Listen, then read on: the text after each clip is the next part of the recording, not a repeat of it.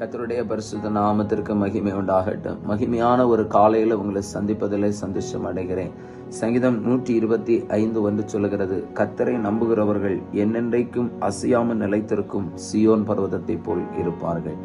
ஆண்டவரை நம்புகிற கர்த்தருடைய பிள்ளைகள் என்றைக்கும் அசையாமல் இருக்கிற ஒரு சீயோன் பர்வதத்தை போல இருப்பார்கள். பாருங்க, ஒரு கற்பாறை, ஆண்டவரை இயேசு கிறிஸ்து கூட சொல்லும் போது, ஒரு கற்பாறை மேல கட்டப்பட்ட ஒரு வீடு எந்த பலத்த காற்று வீசினாலும் எத்தனை பெருமழை பெய்தாலும் அதை ஒன்றும் அசைப்பதில்லை. அதே போலதான் ஆண்டவரை நம்புகிறவர்களையும் ஒரு சீயோன் பர்வதத்தை போல அவர்கள் எந்த சூழ்நிலையில அசையாமல் உறுதியாக இருப்பாங்க.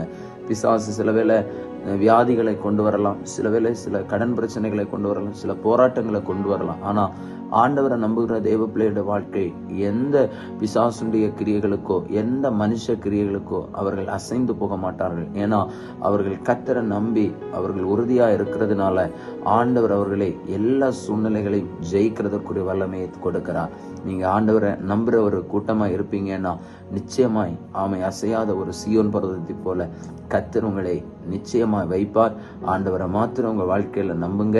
கர்த்தருடைய ஆசீர்வாதங்களை பெற்றுக்கொள்ளுங்கள். ஜெபிப்போமா. எங்களை அளவுக்கு அதிகமா நேசிக்கிற பரலோக பிதாவே, நல்ல வேலைக்காக நன்றி செலுத்துகிறேன்.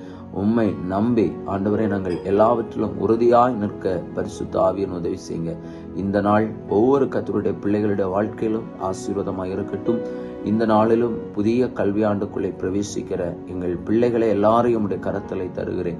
ஞானத்தையும் புத்தியையும் அறிவையும் கொடுத்து பிள்ளைகளுடைய கல்வி நிலைகள் ஆசீர்வாதமாய் துவங்க பரிசுத்த ஆண்டவர் கிருபை செய்யுங்க.